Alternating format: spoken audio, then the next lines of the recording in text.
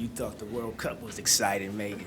This gets better. Yeah, we tried to top that. It did. That was the whole mission, the whole night. Everybody who tuned into the World Cup tuned into our game. Well, if I had known that, we should have put that out there. But you guys definitely put on a show. To be down by 17 at halftime, what was your overall message to this group coming out in that second half? Yeah, pretty unhappy with ourselves at halftime. Just the overall concentration level, which we talked about before the game. And so it wasn't where it needed to be. Luckily, we had another half to play. Again, another third quarter by that group. 25 points in the third, 25 points in the fourth. So to be able to hold them to 50 points in the half turned our concentration level up, our want up, our need to, all of the above to get the win. And for Kevin Durant to have 26 of the 44 points in that third quarter, what did you see that allowed him to get going offensively? Yeah, he was really trying to get a pulse in the feel of, they were doing different things, whether not doubling on the post, sometimes doubling on the post, doubling him in pick and roll coverage. So really just an efficient night of finding out where he was going to get his shots from. I think he was pretty patient overall, and then when the water started running, it started pouring. So it was really good to see.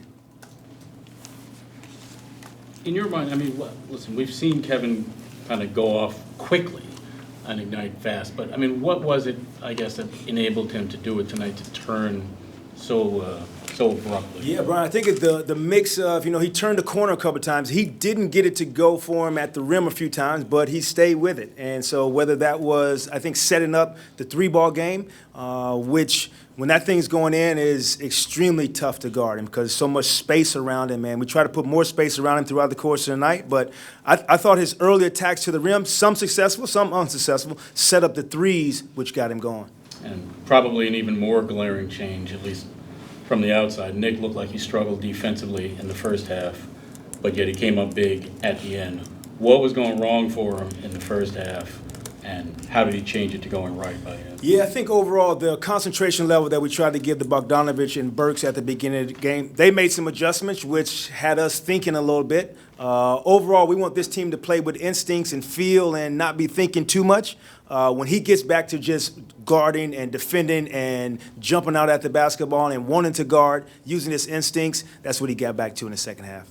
I know it's not something that you want to see, to have to come back a second game after being down by double figures, but what can you say just about the resiliency and the poise, as you always mentioned, that this group has shown you, especially when it comes quarter by quarter or play by play? Well, it's interesting. You learn about your team in stretches like that also, whether who's talking in the huddle, what is the communication, what is the self-talk at that time from individuals. And so all that I'm trying to process at the same time. Who can I put into the game? Which buttons can we push? What units, which we had different ones out there tonight. So that piece of it allows me to really stress to this team that we're going to put a group out there who's playing hard, and we're going to try to win every single night, however way we do it. Jacque, a little bit more on Kevin. I mean, he had 20 points in 3 minutes, or 3 minutes and 3 seconds. What's it like to have a guy that can do that on your team? It was nice because the score was coming back in our favor a little bit, and we were able to take the lead. And, you're thinking at that part of the game is how are you going to climb back into it without thinking too far ahead.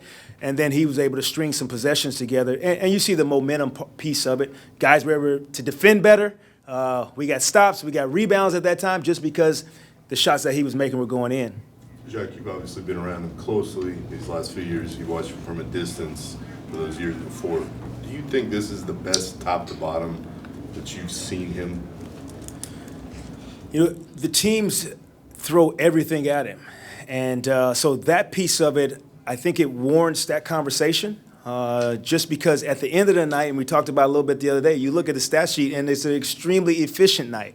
And so that's an incredible task to do when the defense is, geared towards you every single night.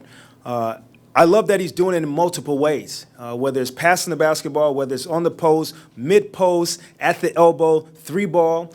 You just see it in a variety of ways, which means his game is getting better still, which is pretty difficult to say, but some truth behind it.